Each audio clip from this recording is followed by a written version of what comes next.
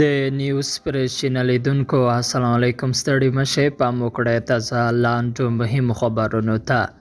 د کندوز یوه جومات کې چاودنه، 33 کسان وژل شوي او 43 ټپیان دي.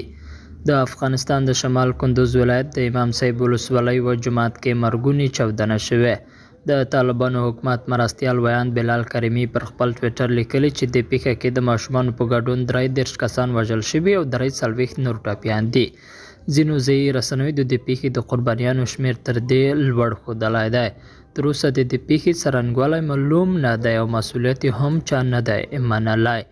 وړاندې د کندوز د عامې روغتیا مشر نجیب الله سهیل BBC ته ویلي وو چې دا چاودنه د صوفي طریقت د لارویانو جومات کې شوې او قربانیان یې تر ډېره هغه عبادت کوونکي دي چې تر لمانځه وروسته د ذکر لپاره راټول شوي وو.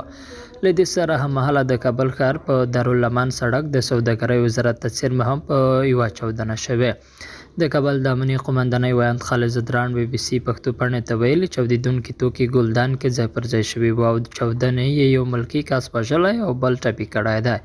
د یادونه ده چې تېره ورځ د مزار شریف ښار یوه جومات کې چاودنې لږ تر لږه 31 کسان وژلي او نږدې 90 نور ټپي کړي وو.